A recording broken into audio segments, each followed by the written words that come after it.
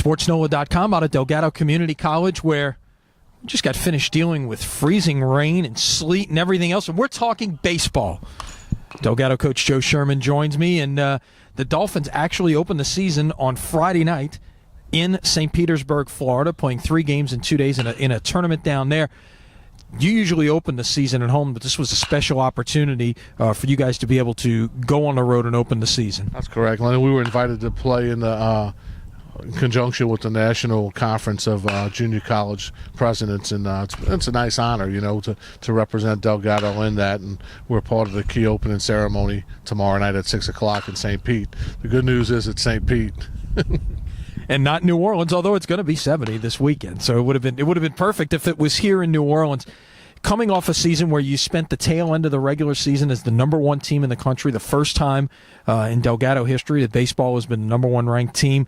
You weren't able to finish it off and get to the Junior College World Series, but talk about the momentum that you were able to build for this program at the end of last year. Well, I think, like I said many times before, I think people in New Orleans are finally realizing that we're a viable option, and if you're a baseball player, the rule changes at the Division I level have definitely helped our program and been able to get quality players in our program. Not that we didn't have them before, but now they understand it's the proper stepping stone toward playing Division I baseball. The fact that we're placing kids at the Division I level, not only placing them, but they're playing big roles in Division I program, is what our program has always been about. And like I said, we got to the top of the mountain last year. We didn't get it done, but it gave our kids a taste of what it needs to take to get there, and hopefully we'll get it done this year.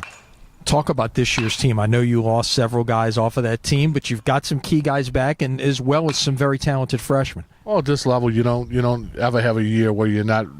I like to use the word reload. We don't rebuild, we reload here. A 2-year program, you're always losing half of your staff every year. But we're going to start 7 new guys in our positions. We got some nice quality pitching coming back, and the fact that we got a little experience on the mounds can only help us. What we got to do is we got to grow up in a hurry. Our freshmen have got to become sophomores in the first 2-3 weeks of the season. The fact that we're starting early, the fact that we're starting on the road, I think is all positives to that.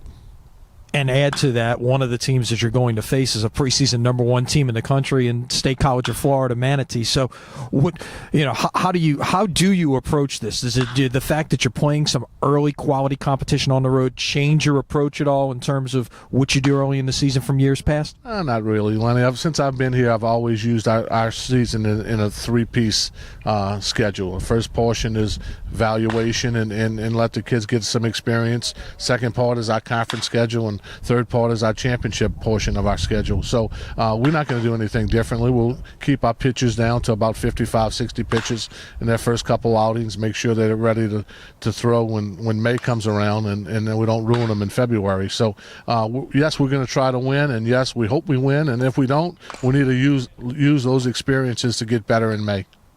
Stay with us here at SportsNola.com. We'll have lots of coverage of the Delgado Dolphins this spring, beginning this weekend in St. Petersburg, Florida.